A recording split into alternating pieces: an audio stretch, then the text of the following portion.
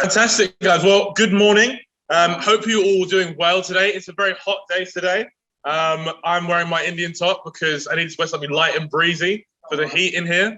Martin is still wearing a black t-shirt. Characteristically, this is winter for Martin. It's too cold. It's not warm enough yet. But no, fantastic. It's great to be able to preach today. If you hadn't heard, my name is Jamie. And so we're going to be carrying on through the book of John today. We're going to be looking in John chapter 9. And so the title of my lesson today is Spiritual Blindness. And I've got 2 points related to spiritual blindness. The first point I'll give you is you see. And my second point will be, now you've seen, what will you do? And chapter 9, or if you're like me, you can tap to John chapter 9. And we'll start in verse 1. And we'll read here. And it says, as he went along, he saw a man blind from birth. His disciples asked him, Rabbi, who? Neither this man nor his parents sinned, said Jesus. But this happened so that the works of God might be displayed in him. As long as it is day, we must do the works of him who sent me. Night is coming when no one can work. While I am in the world, I am the light of the world. After saying this, wash in the pool of Siloam. This means sent. So the man went and washed and came home seeing. I'm going to stop there. There's a lot here, and I'm not going to read through the entire text today. But please, so as he went along, he's on the way. So he's across this blind man, and the disciples had interaction with him. They're like, okay, why is this man blind? Like, what's going on? Maybe he was very visibly blind. Maybe he had sightless eyes, or he had closed eyes, or he looked scruffy. We don't know what it was. But to the disciples, it was very clear that, oh, is this because of sin? Something in his life that he did, something that his parents. And if you read this, it can kind of be a little confusing. You're like, well, why on earth would that make an impact? But in ancient times, this was the belief that the sins of your parents could equal you to be punished and be in suffering. And so it was quite a common belief, especially for the Jews, that, oh, if you were blind or you were paralyzed, it's usually your parents' fault, or maybe your ancestors' fault that you're in this situation. But Jesus doesn't say this at all. Jesus says it's nothing to do with this man's sin or his parents' sin at all. It says that this is done so that the works of God might be displayed in him. So that in this man, in the impact of what will happen, as we'll find out in his story. This is what Jesus did. He used miracles to show his power, to show his glory to the people he came to speak to. And so for us today as well, we then have the Bible, we have the documentation of it. We can see, wow, Jesus did some amazing things. Again, it is there so that the work of God can be displayed. And so we see, Jesus then, he goes and he has this discussion with his disciples, and then he doesn't even talk to the man. He just spits into the ground, makes some mud, and puts it on his eyes. And then tells him to go and wash. And that's it. He doesn't say anything else to him. Doesn't tell him that if you go and do this, you'll be healed. Doesn't say, forgive your sins first, as he normally does in other types of healings. He just goes and says, hey, just go and do it. Just go and wash, and that's it. And so I think there's 2 kind of really interesting things going on in this little chunk here. And I think what they are is it's just showcasing Jesus and what he does and what he did. And it's showcasing him helping someone physically, but also helping someone spiritually as well. And so if we have a look, as it says in verse 3, it talks about these works of God being displayed in this man. I think one of these works of God that he's referring to is helping of people in need. This is one of the big reasons why Jesus did come to earth. He came to help those who were less fortunate. We see many instances in Jesus' life and his ministry of him helping the poor, of healing the sick, of helping the disabled, the blind, the lame, people with leprosy. That's what he does. He has come to help. But this is a really different, I feel like it's quite different to a lot of the other healings I've read about in the Bible, because there's no interaction from the man who is blind himself. I think in the vast majority of cases, it's usually a man on the road crying out and begging and pleading, or they see Jesus or they hear him coming and they're like, please, Lord, heal me, help me. There's usually some, initiation there from the man's part towards Jesus, or from a leper's part and vice versa. One to initiate. He's the one to start the process of this man being healed. He had the compassion to stop, he could have just had the discussion with his disciples and told them this and moved on. Or he could have just, ignored it completely. But he didn't. He stopped and had compassion and thought about the man in front of him. Just this attitude that Jesus displayed with this blind man here. I'm sure some of you look at me thinking like, oh, this is going quite quickly. My first point is quite short compared to the rest of my sermon. So, but in terms of this, what is convicting about this is the fact that Jesus did stop. When you walk around town, many of us work in London, some of us work from home. Before the pandemic, all going to our jobs day to day, or out and about doing shopping or whatever. But even now, you notice a lot of people on the streets, a lot of people who are homeless, a lot of people who are begging.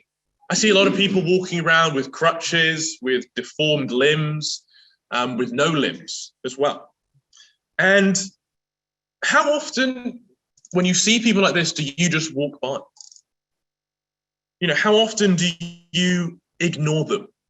You see them at the corner of your eye, and you kind of put your head up a little bit higher.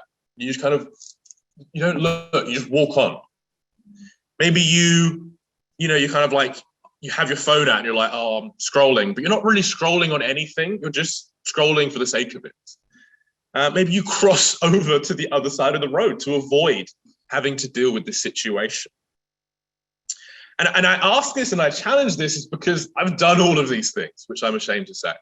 I've done all these things to people sitting by the side of the road, to people who have been physically and very obviously in need. And I didn't even want to interact in any way, shape, or form. I very much have been that priest or the Levites that we read about in the parable of the Good Samaritan in Luke chapter 10. Kind of the seeing a man on the floor beaten and in need, and instead crossing over and going my own way. And the thing is that when I read this, I see that, as a follower of Jesus, I'm called to do his works. Jesus did these things so that these works of God could be displayed in this man. You are also called, we're also called to do these good works, to do these works of God. Whether you're a Christian or not, it's the same standard. We're called to help people. We're called to look and see people's need, not necessarily just to wait for someone to come to us and ask for help, but to be like Jesus and see there are people around us who are in need physically. And what can we do for them? And so when I think about this practically, I think obviously let's be wise, let's be discerning. I'm not saying go out and give armfuls of cash all the time, everywhere, to everyone you meet. But I think just think more clear about what you can do. I think sometimes it can be as easy as just saying good morning to someone on the street. There was a situation I remember very vividly. I was in Manchester a couple of years ago, and I was on a kind of a church internship. We were sharing our faith for a couple of weeks. We were getting out into the community, joining in the Manchester church services. It was fantastic. But one of the things I remember vividly was we were walking down the street back from the University of Manchester, and we were heading back into town to go get some dinner. And there was a homeless man on the side of the road. And there's a big group of us, and I hate to say it, we all walked past and ignored him. And we didn't say anything, we didn't act in any way. And he was like, generally change anything. And we all walked past and he just lost it. He stood up and shouted, please stop ignoring me. And I was like, I stopped and I was like, it's fine. But it's even that. Sometimes they just want to be acknowledged. to have the human kindness to say, hello, good morning. It's a nice day today. I'm sorry I don't have anything, but hello. Maybe it is to buy a coffee or a sandwich or a cup of tea, to ask and be like, hey, look, I don't give change or I don't have change, but can I buy you something? Make the offer, put that before them. I think another great way that we can help those and be like Jesus in this matter is the Hope Day of Service coming up in July. I think start making a plan for that now. Start talking to the people in your group about what can we do to get out into the community and help people like this who are less fortunate. Whether it is those who are homeless, whether those who it's less able. Maybe it's things like I've seen people go and do gardening for the elderly who can't do it themselves, or to go and sing at a shelter or at a care home as well. You may say you're not got the greatest voice, but I'm sure they'll be great to hear you sing.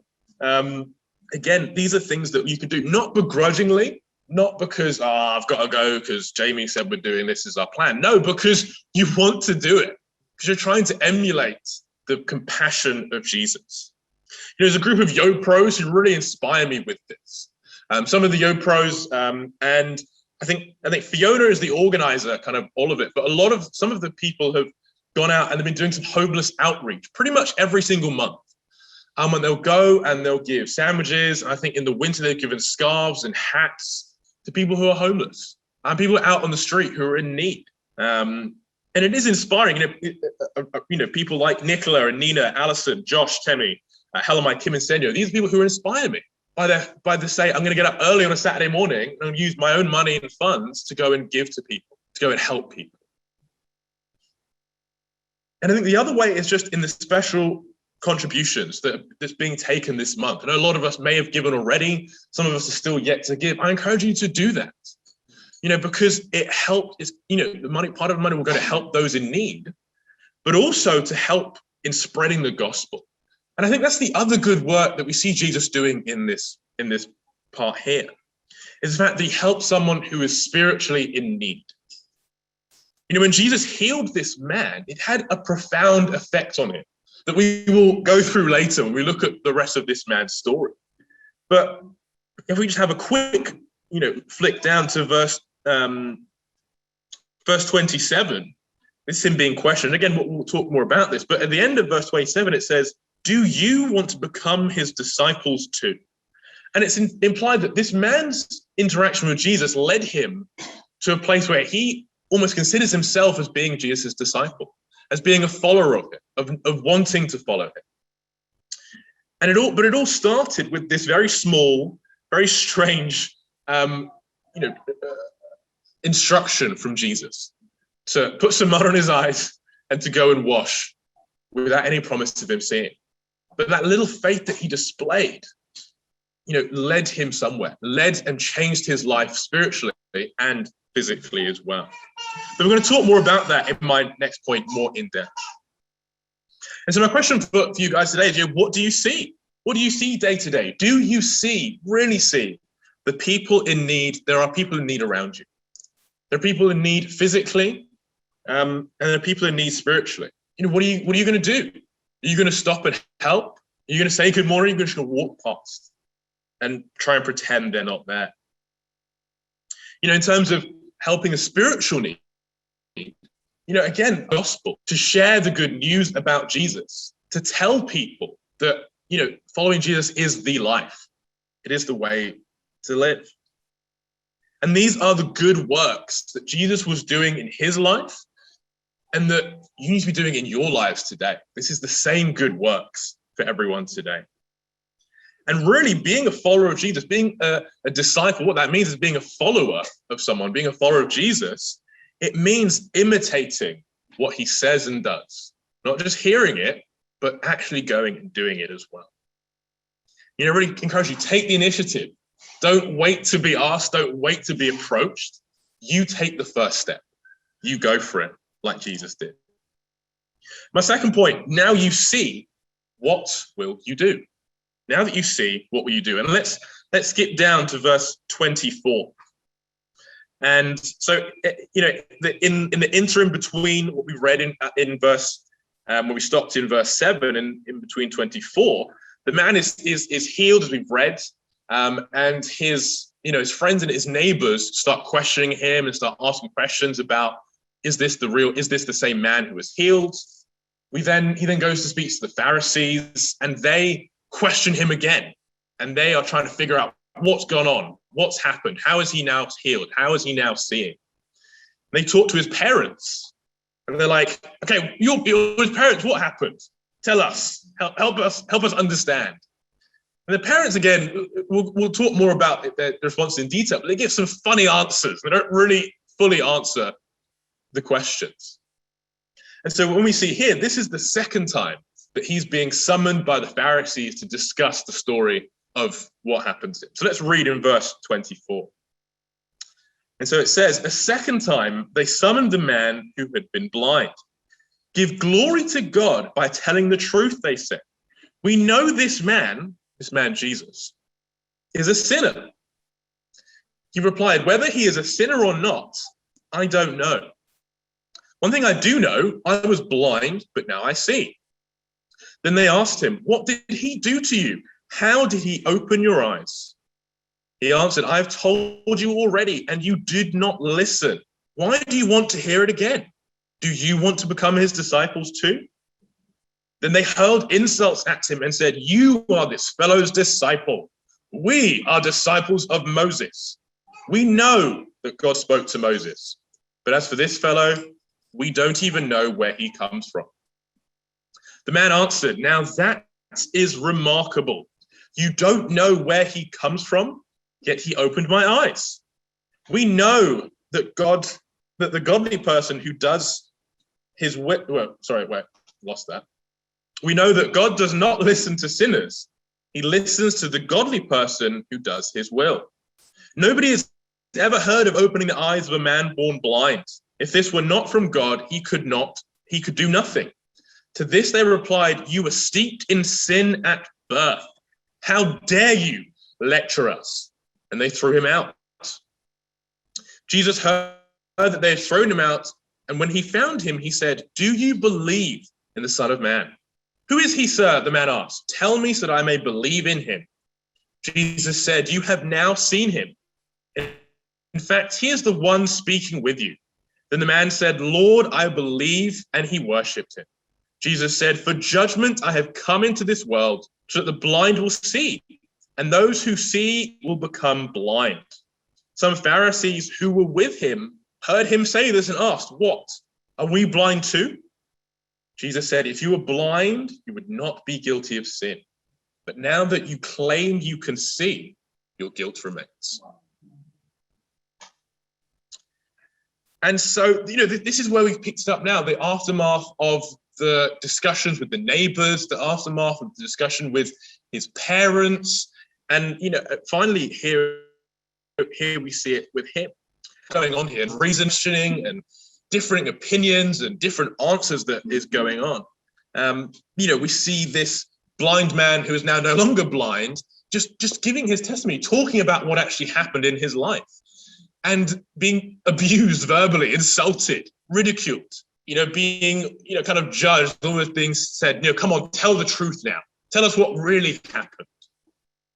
Yeah, and so as I said, it's clear to me that there are a couple of responses, a couple of groups of people reacting in different ways here. And I think when I look at it, there's the people around the man who was born blind and the man himself as well. And so let's look at some of these people. So in the first instance, it's the man's neighbors and the people he used to know. If we have a look back in verse 8, it says, his neighbors and those who had formerly seen him begging asked, isn't this the same man who used to sit and beg? Some claimed that he was, others said, no, he only looks like him. But he himself insisted, I am the man. The neighbors, the people around him, they start questioning him. They start talking to him. They start trying to figure out for themselves, wait, is this the same man? Is this the guy who was blind, who we used to see every day begging? Surely not. But this strikes me as a little bit odd. Like, I'm sure in these times, I don't know what it was like these times, but if you had a new neighbor or someone move out or someone build a new house, you'd probably know quite quickly that there was someone new in the neighborhood. It wouldn't just happen like that and you'd be like, who's this? Yeah. So why are they so surprised? I'm sure any of you yourselves, I don't know how much you interact with your neighbors, but I'm sure you would notice if you had new neighbors or, when you see your friends, we haven't seen them in a long time and they might have drastically changed, you still recognize them. You're still very aware of who they are. A couple of instances of this is I was with Helamai the other day. We were in Ealing sharing our faith, and we were walking down to a coffee shop to go and do some work for me to work on this. And on the way there, I was walking. All I saw was this, and Helamai had just turned suddenly, and it turns out her friend from high school was living next to the University of West London, and they hadn't seen each other since high school, but instantly recognized. Instantly were like, oh my gosh, it's you. Oh my, they said it in Estonian, so I don't know exactly what they said, but oh my gosh, it's you. But again, it was very obvious, very clear.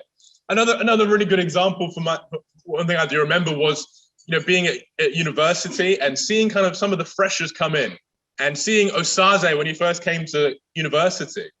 And then after a year, as his parents know, he went to the gym and he was eating a lot of food. And then afterwards, I was like, oh, who's this? Oh, it's Osaze, but it doesn't look like Osaze. But it is Osaze.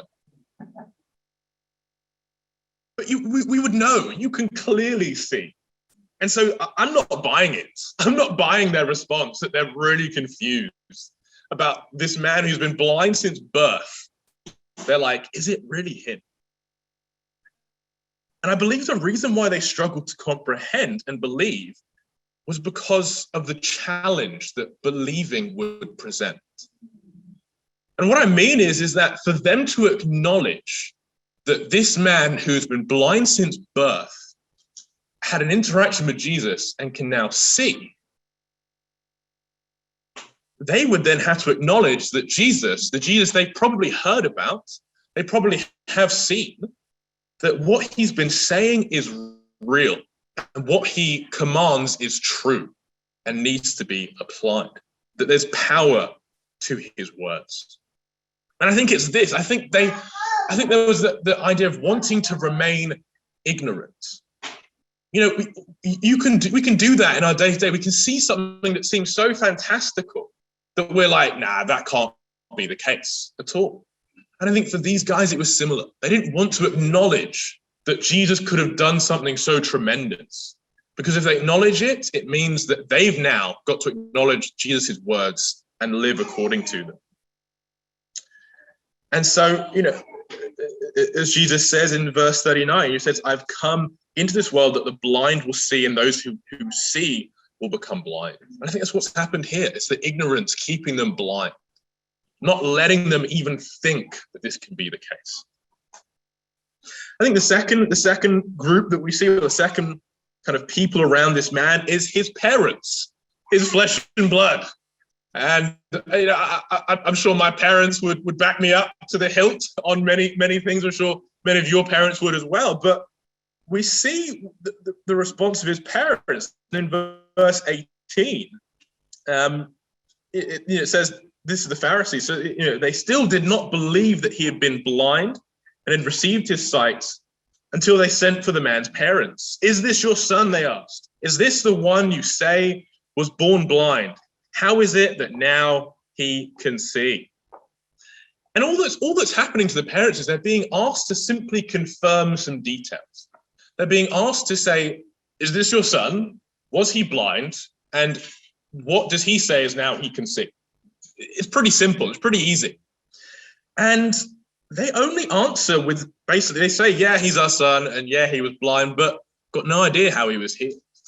And it's like, but he's your son. Like if he says he interacted with Jesus and he healed him, why are you not even just repeating his words? Why are you not saying he told us that Jesus healed him? That's all they would have had to say.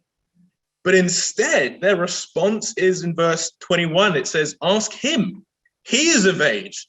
He will speak for himself. His parents said this because they were afraid of the Jewish leaders who already had decided that anyone who acknowledged that Jesus was the Messiah would be put out of the synagogue. And they pulled back out of fear. They were afraid of the response of the Pharisees, of being put out of the synagogue. This was a big deal, being cut off from the temple, cut off from that part of community. And for them, it was too much of a big deal to get over that hurdle. To even just say that, yes, he said Jesus healed him. And I think that what stands out to me in that is the fact that even for them admitting that he'd said Jesus healed him was enough for them in their minds to have acknowledged that Jesus is real, that Jesus and his claims are real.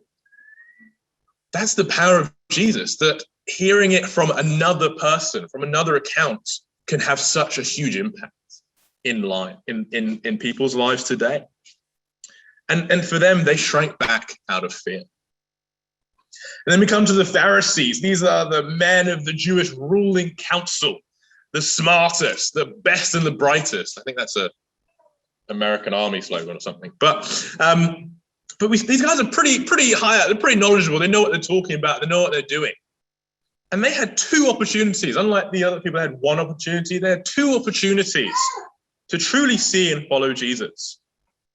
And the first is when they initially questioned the man, at the beginning, up in verse, in verses kind of 13 to 17. And they're questioning him and they're asking him, what happened? Why are you healed? And the man tells them, look, Jesus put some mud on my eyes, told me to go and wash, and now I can see. That's it.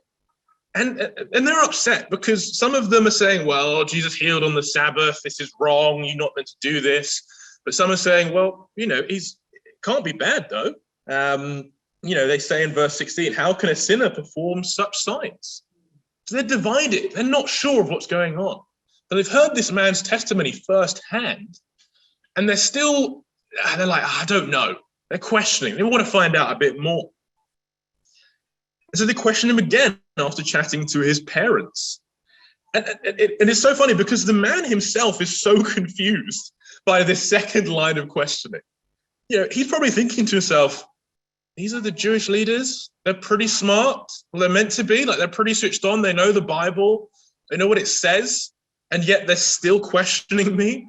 They still don't understand. They still don't see what Jesus has done. And so, as I said, his response is that he's like, well, I've told you already in verse 27, and you did not listen. Do you want to hear it again because you want to become his disciples? You asking more to find out more to learn. That's not their response at all.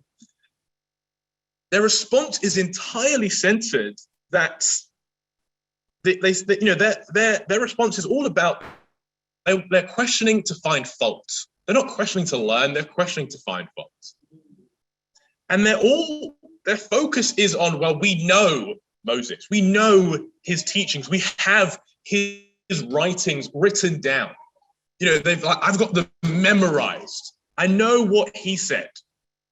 But Jesus, they're like, I don't know who Jesus is. So he's not valid, is their argument. They don't know his origins. And so you can forgive them if this is all that was the case.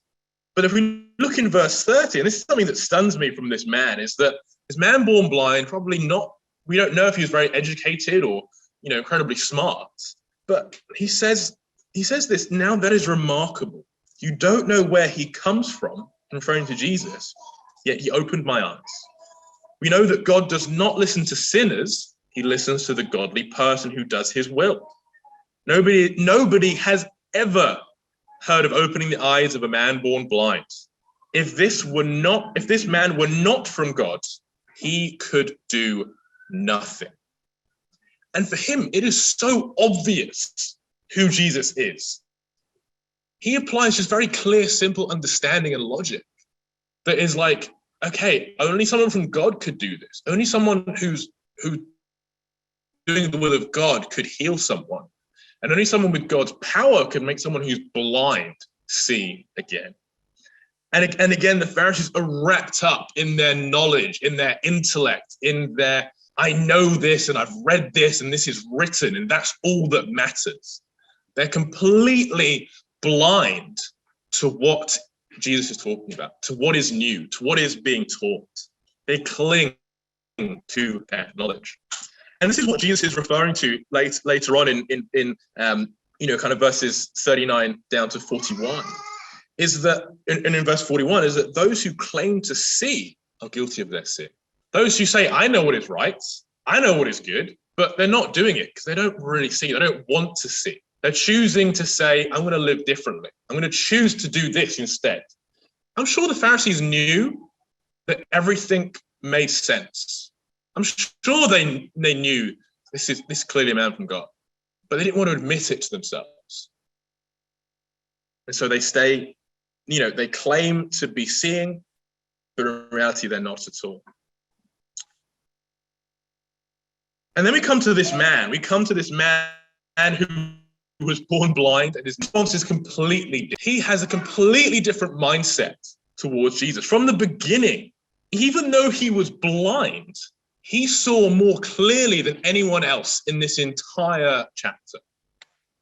If you were standing on the road, if you were blind, and some random man came up to you, and you heard him go,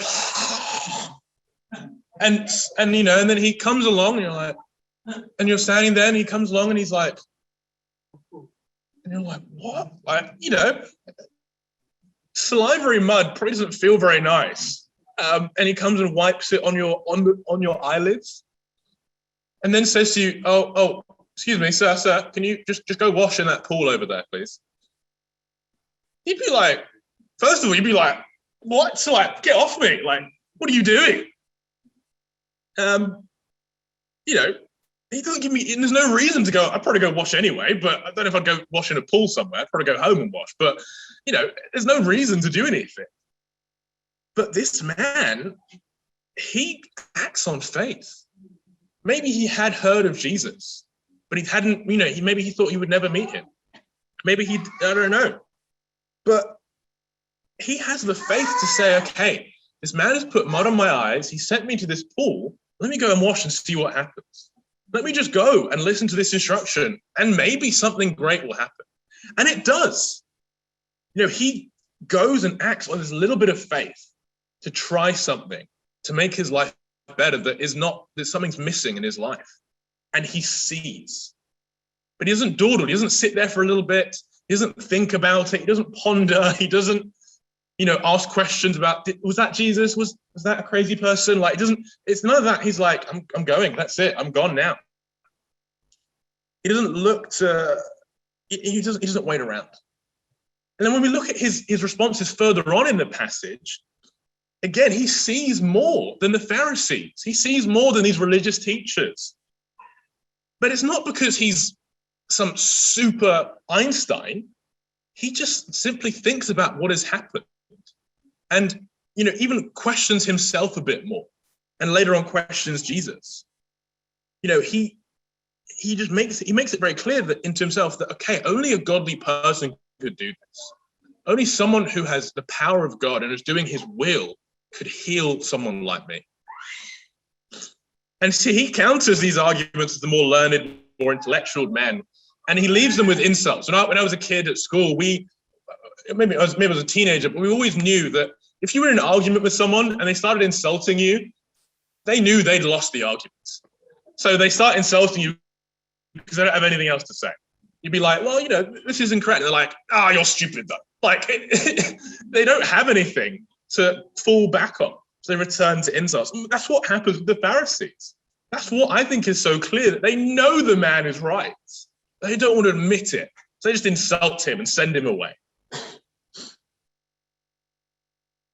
And so then when Jesus speaks to him again, down in verses 35 onwards, he's so desperate again and eager to find the Son of Man. And Jesus says, do you believe in the Son of Man? And verse 36 says, who is he, sir? The man asked, tell me so that I may believe in him. Jesus said, you have now seen him. In fact, he is the one speaking with you. Then the man said, Lord, I believe, and he worshipped him. He saw what Jesus did in his life. He saw before he could even see what Jesus was going to do in his life. He took a little bit of faith to do something crazy, to do something mental, to do something that, to him probably wasn't heard of, wasn't going to make sense. And it led him to this point. It led him to receiving his sight, and it led him to following Jesus. It led him to worshiping Jesus. And so for all of you today, how are you going to respond? What will your response be like to what either you've heard today or what you've been hearing from people around you? You all have a decision to make today. Are you going to be like the man's neighbors when you read something in the Bible? You've heard something that I've said today, maybe. You've heard something from a friend or a colleague, and you just think, I just don't think that can be true. That just doesn't make sense. The Bible does make some pretty bold claims. Jesus says some pretty intense things. But will you give it a go, or will you just turn away completely? Will you say, that doesn't make sense, so it can't make sense, so it can't be true? But the thing is, because if it's true, it requires action. It requires something to happen. Will you be like the parents? Will you respond in fear? Will you respond in a way that, it was clear what had happened, but refusing to accept it, they didn't accept because they were afraid of being disowned by the Pharisees. I know I've got lots of friends in different churches around the world, lots of some of my friends in New Zealand, who they come from kind of the island culture, is you go to church with your family, and it's only really family church. And yet they've come along and then become real disciples, follow the Bible, and their family are like, nah, see you later. And again, it's that fear of, okay, what am I going to do? Am I going to respond in fear? Am I going to respond in faith? And none of them have regretted it. None of them have ever responded and been, none of them were afraid to make that decision. Are you afraid to listen to God because it's going to mean a change in your routine, in your comfort zone? Is it, like the Pharisees, are you clinging to some belief, some knowledge, something you've read that says this is why what Jesus says isn't true? Are you holding on to that? Are you afraid that it's going to mean that you're going to have to get rid of some different ways of thinking and living? Or will you instead respond like the blind man who is no longer blind? He's the man who saw more than anyone else. Will you take that little leap of faith to listen to what Jesus has to say? When he says in John 14, verse 6, that he is the way, the truth, and the life, that no one gets to the Father except through him. For this man, it all started with faith. And then it was combined with further thinking, further questioning, further reasoning, further studying. And so, for yourself today, if you're visiting today, someone on the street or a friend, if you're here today for the first time, I encourage you, look into Jesus' teachings. Ask the person who invited you, what are Jesus' teachings? What is he trying to tell me? What is it that I need to be doing in my life to get to God? It's going to require that little bit of faith to say, I may have been living life a certain way for my whole life now, but let me try something different. Let me try and do something differently. I think the same responses for those of us who are disciples today. Maybe there's a way of life you've been living that has been working for you. You can see it hindering your spiritual walk with God. Maybe it's, job decisions. Maybe it's a lifestyle decision. Maybe it's how you structure your day. But again, take the step of faith to say, let me do something different. Let me change my lifestyle a little bit and see what God can do in your life. Be like this blind man. Concluding for you guys today, what do you see? There are people in need all around us every single day. Will you reach out and help them? Will you meet their physical needs and their spiritual needs? Will you take on the good work that Jesus has called you to do? Now you see, what will you do? How are you going to respond to what Jesus says? Are you going to have that little leap of faith and respond instantly like the man did? Or will you decide to turn away and either claim ignorance or claim that you know better? Guys, I really encourage you, as you leave today, think about these things and really, really strive to put them into practice. Thank you.